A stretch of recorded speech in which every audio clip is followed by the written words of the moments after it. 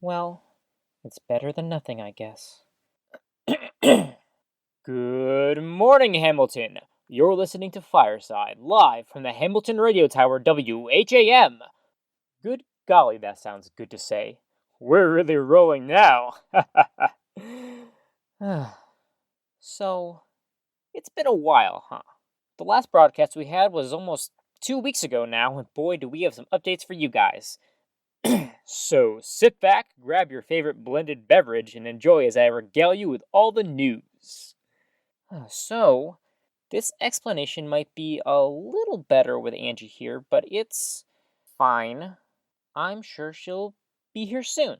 So, after our intense discussions last week, we took some much needed time to ourselves and reconvened after I sent Angie a George Orwell first edition.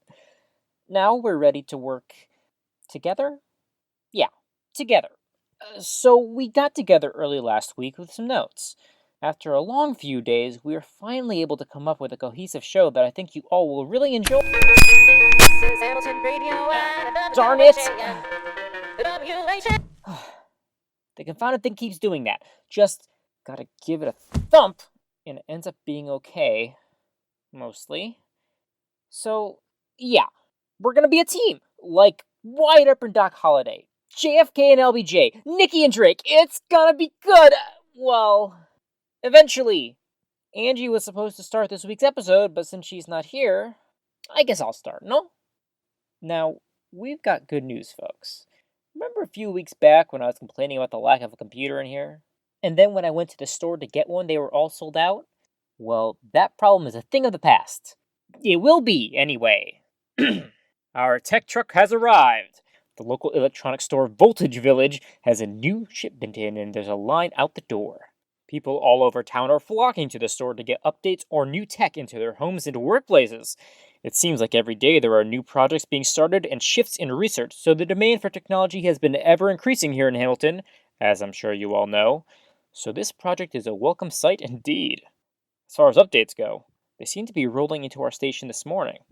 The town is alight with the glow of new touchscreens, and everyone wants to tell the world how they're doing. First up, we have an update from Frankie Diaz of Cinnatown. The CEO turned employee has sent me a message detailing everything he bought at the tech truck this morning. Turns out, he was the first in line. He must have had some inside info on when the truck was coming.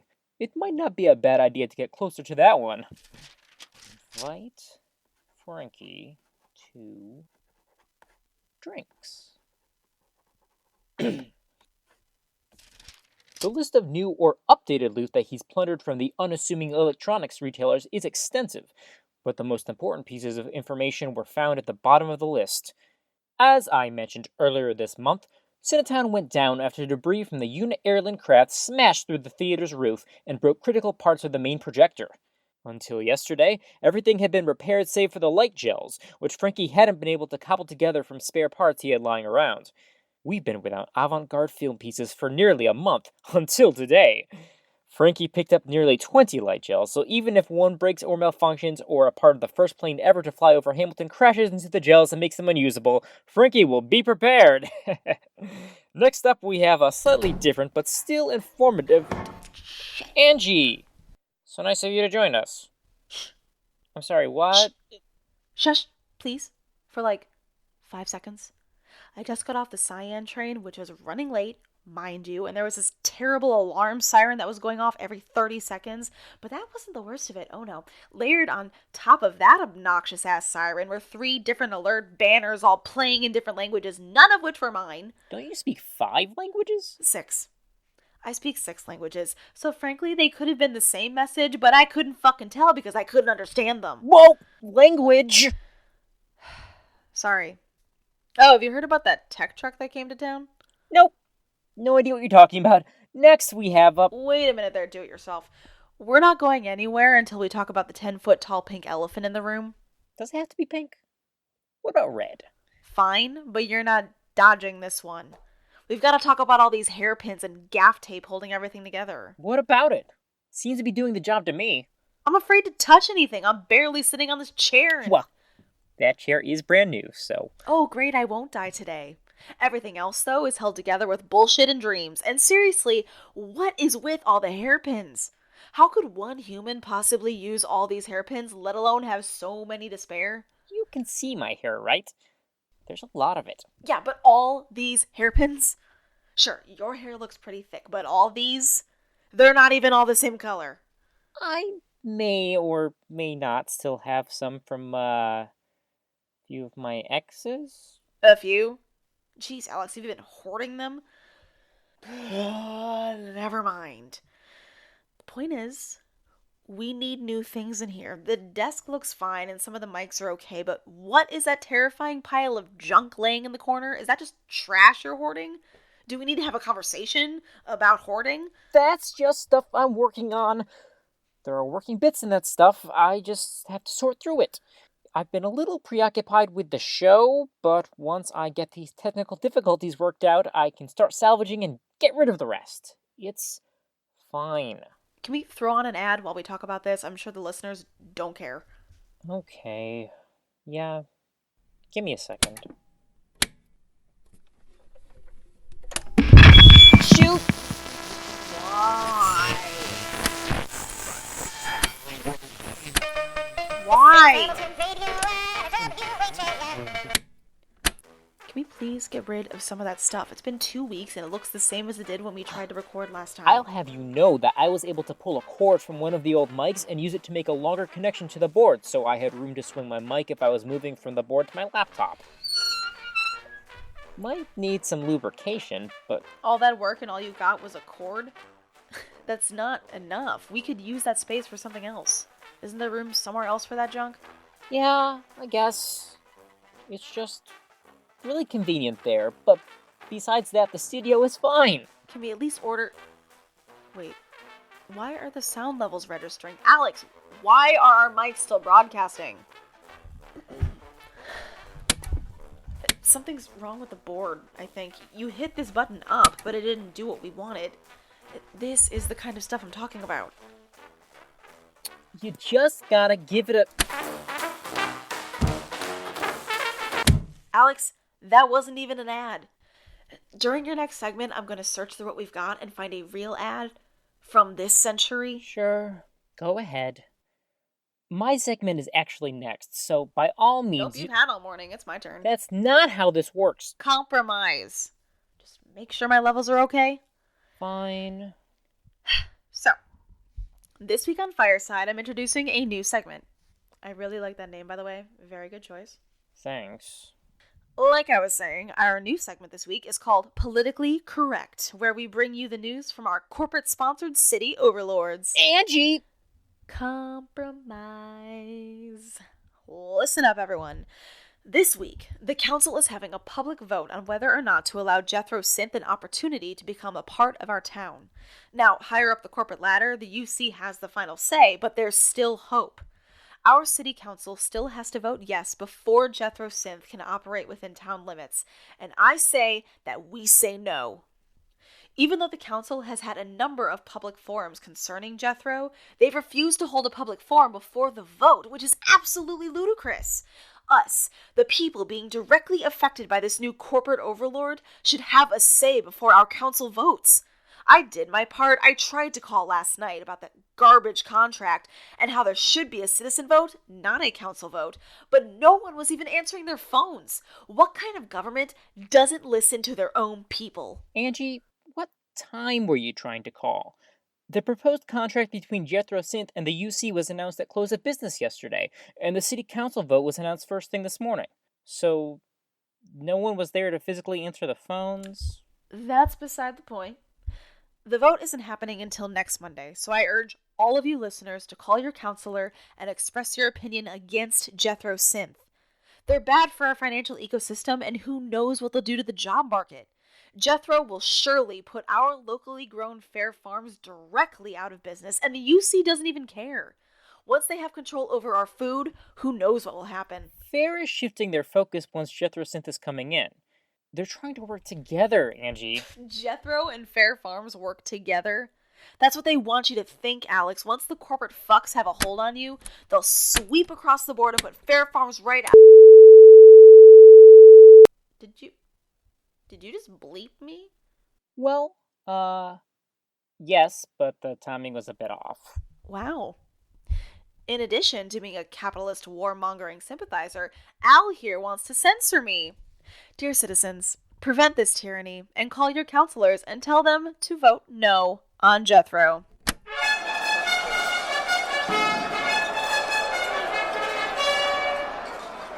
This has been Politically Correct with Angie Prescott Church. Until next time, keep your eyes peeled and your corporations out of Hamilton.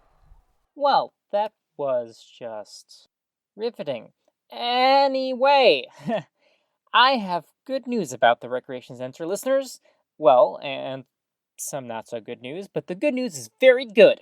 First and foremost, the workers are making headway on the repairs, but the goings are slow. Supplies are hard to come by around here, but luckily the tech truck also came with some building supplies. The giant hole in the roof has been patched up, and the weight-bearing section of the wall and support have been repaired and reinforced, so if another plane happens to smash into the rec center, it'll be ready. Now, for the not-so-great news. Even after a few weeks of repairs, the sauna, steam room, and the pool are still out of order. There may be leaks in the pool from the impact, the entire ventilation system for the sauna may need replacing, and the cleaning mechanism for the steam room seems to be malfunctioning, according to sources within the work crew. This is all very troubling to the people of Hamilton, but I have faith that the workers can slog through these issues and repair our rec center so that it's better than when they started. That's an admirable trust, Alex. Thanks, Angie. They're just a good group of people, and I don't want them to get disheartened by the setbacks, you know? Gotta bring the people some positivity in the face of negativity. Absolutely. Now that we're on a roll, do you want to introduce the next segment? Let me check my notes. No, I'm good. I've got to go find that ad. Alright then. Guess it's me again. The first flyers for Hamilton's Family Week have gone out, and boy, is this year looking to be like one for the ages. As you all know, Family Week is something that we hold in Hamilton every year to celebrate family units as well as our town, which is a family in and of itself. In just over a month, the celebration will kick off on Thursday with races and the Hamilton Marathon on Friday. Now, I haven't been training as much as I used to, so I'm only doing the 10K this year. But for those of you running enthusiasts, there's every level of race for you to enter. 5K, 10K, half marathon, full marathon, and double marathon. Think you've got the stamina for not 26 but 52 kilometers of running? Well, this year we've got that and more for Family Week. Now, of course everyone has Thursday and Friday off work, so if you've been training you can run Thursday or Friday morning.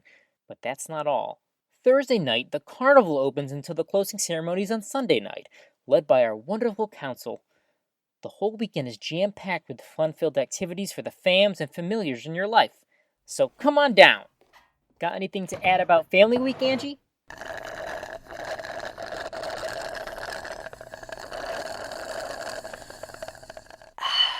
Nope. Thank you for your, eloquent input. Next up, we've got... Angie, do it. It'll be great. And next up, we've got an update on that pesky transit system. Ugh. What now? Well, it's not just me this time, Alex. With that new supply of tech being distributed to the community, there are many residents of Hamilton unable to get the supplies that they need due to unexpected train delays. I'm sorry, listeners. Quick aside. Alex, do I have to do this voice? I sound like a maniac.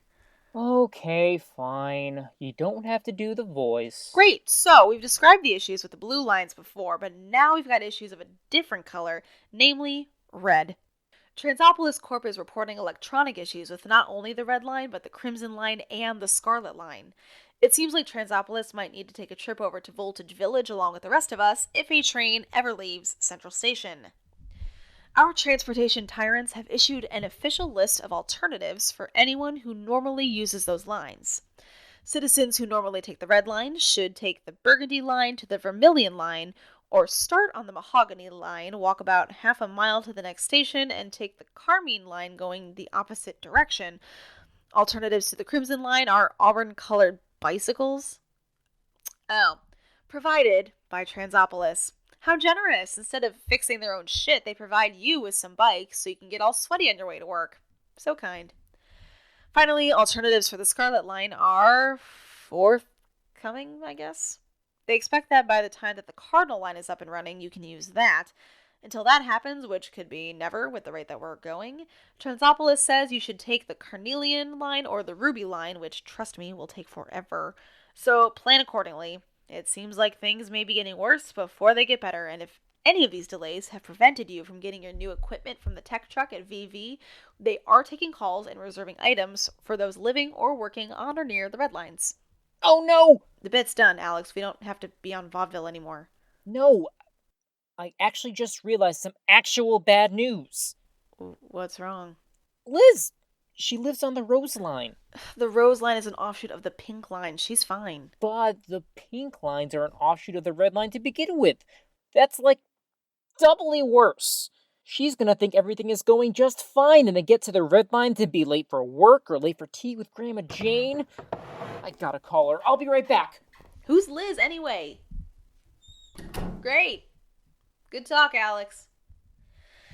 All right, I guess I'll get the next segment. Let's see. Here we go. Okay, great. More news from our delightful despots on the council. Alex! Okay, well, just let me read this. So, the council has issued a decree, but wait, let me back up for a sec. After harvesting the most recent crop of wheat, Fair Farms wasn't able to utilize the product due to some sort of science-y contamination. Something happened within their facilities that has caused all of the product to go bad, so we've got a bit of a shortage on our hands. Now, as you all know, the council and the city both like to maintain their promise of sustainability at all costs. So they are putting into effect something they are calling Wheatless Wednesdays. For the foreseeable future, they are asking all citizens of Hamilton to refrain from using wheat and wheat byproducts on Wednesdays. Now, citizens, I have some issues with this. Once again, we have our corporate city council telling us what we can and cannot do. Sure, they didn't explicitly tell us do this or else, but that's effectively what they did. It's a damn decree. They used veiled threats and concealed language to coerce us, the people, into doing what they want. Corporations ruling over the people when it should be the other way around. Now, on the other hand, these new Wheatless Wednesdays could be amazing for our environment and produce less waste that our ecosystem would have to process. Why not just cut down on the considerable amount of phosphine byproducts that Philippa Fair refuses to acknowledge? She's creating food for us, but we all know it could be more sustainably done. We only have one planet to live on, mostly. But on the other hand, it's coming from the council. The corporations are controlling us like they're little minions, doing what they want us to do at every turn, and we don't have a choice but to sit idly by and listen. But they are part of us. The council, ultimately, is made of people, and they're part of our whole. They live among us and are us. We are the council. But on the other hand... Angie! What? Oh, gosh, I got into a loop, didn't I? Sorry, that happens sometimes. Hey, why'd you abandon me back there? Who's Liz? Oh, Liz. She's my doctor. Well, she's not really my doctor. She's a doctor. She works at the clinic, and she helped me out when I hit my head in the tower when I first started up here. I've been running into her more and more often, funnily enough. We've been having some good talks. I guess she's my friend now? Huh. Funny how that works. One day you meet someone and then you start running into them and then... Alex! Sorry, I just wanted to warn her about the transit outage. Good thing I did, too. She was just starting to get ready for bed before her night shift. Okay. Do you have anything to add to the new Weedless Wednesdays initiative the council is on about? I love it! Fair Farms is always so stressed out about supplying all the food for the town, so seeing the council back them is really nice. Of course. What? Oh, nothing. I did find an ad, though, and it's not one of your old-fashioned fuddy-duddy ads. It's from a current business that we have in town right now. That was quick. By all means. Why, thank you. Fuck. The double lifting power, and blowing power. The Bullet Blaster will get the job done for any and all needs you might have. The new and improved silicone grip comes in 3 different colors: pink, purple, and black. And there are 3 lengths of detachable hoses for all those hard-to-reach places. All parts can be disassembled for easy washing, and they're even machine washable. You don't even need to clean up after yourself. When you're all done, get a cold drink, remove all the hoses and suction cups, and pop them into the dishwasher. You can sit back and enjoy the aftermath of your afternoon with the Bullet Blaster. The Bullet Blaster comes in 4 different sizes: small, medium, large, and magnum, for all of your extra large needs. The Bullet Blaster, blast away your stress. That was, interesting. Who was that ad from again? It was from Voltage Village. They're selling vacuums now. Didn't you get that from the ad? No. Holy shit! Bullet Blaster, that's hilarious. Well, I guess that's all the time we've got today, folks. Oh, no, you don't. You're not getting away that easily. We've still got to... Was that both of us? Yeah, I think I got a press release from the council. What did you... Me too. Looks like... Oh, those fuckers. Angie? It's fine. I've got it. So, our awe-inspiring autocrats on the council have issued an update during a press conference held just moments ago. This update, of course, is regarding the council vote concerning Jethro Synth establishing themselves as business operators within Hamilton city limits. They are planning to move the vote to just 2 days from now. Now, you all know how I feel about it, but now it's even more urgent. If the idea of another group of people being raised to the status of overlord frightens you, then call your counselor. If this idea of lifting up and strengthening our capitalist bosses makes you sick, please call your counselor. Tell them what this vote means to you.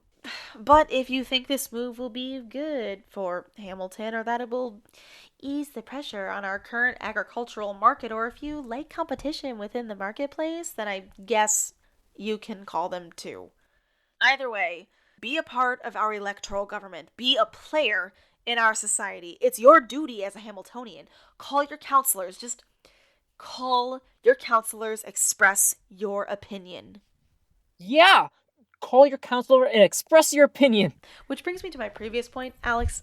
Dearest, I am of the opinion that our current setup is going to either end with one of us dying from an electrical fire, or a certain party throwing another certain party from the top of this very tower. So, before I get arrested for murder, what say we get some new computers? We can call VV and get stuff before they sell out, because we both work at a location on an affected line. I rebuff your threat and will remain obstinate in my opinion that our current setup is working just fine. Plus, no one's been set ablaze in our fine tower yet. And another thing, you can't even access the roof to this tower, so how do you plan to throw me off, I broke the lock in the maintenance shaft earlier this week while we were planning this show. I needed some fresh air. So, you just broke a giant lock instead of walking all the way down to the bottom where there's a perfectly good door? Yep, and you're trying to change the subject, so we're just gonna skate through that little detail and get back to the meat of the issue, Alex. We need new tech. This stuff is falling apart. This show has to be the best we can make it, but how can we do that if our equipment is held together with your ex-girlfriend's hairpins? To be fair, most of them are mine, and isn't that awfully assuming? They're my ex-partners. But this stuff isn't falling apart. It was falling apart, and I fixed it. It's working, isn't it? Fuck, what was that? I really don't know. Maybe you do have a bit of a point. A bit. Alright, I get it. But I like the sound we have now. I like how it feels like a show from the 50s, living among audio dramas and gelatin advertisements. It's just so cool. The culture at the time wasn't great at all, but radio was at its peak then. I wanted this show to be sort of an homage to that. Also, I like fixing things. I like figuring it out, and it's way cheaper. How much do you think I paid for all these repairs, 9 tabs. That's it! It shows. But that means you've still got some money left in the budget, like for a few new computers, for a certain pair of radio hosts. Yeah, we could get those. I'd also like to get some new cables and connection conduits. There's some things that just don't hold up, and no matter how much searching I do, I can't find any that are still intact. The ones we're using right now are mostly electrical tape. I could also use some... See, now, I've been working on a list of things we might need. I can send it right over to a friend who works at VV, and we can get it at any time we want. Here. Jeez, we can't get all this stuff. It won't sound the same. I am willing to negotiate on the list if you are. Do we have a deal? Deal? Huh. Would you like to do the honors of signing us off? I'm sure our lovely listeners would much rather get going to Voltage Village themselves. Gladly. That's all we've got for you today, Hamiltons. Stay aware and call your counselors.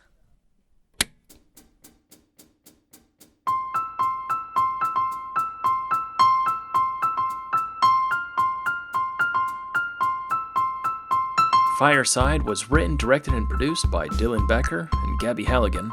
The voice of Alex was played by James Hartley. The voice of Angie was played by Jillian Leff. Extra voices were provided by Gabby Halligan. Our artwork and graphic design was created by Anna Meyer.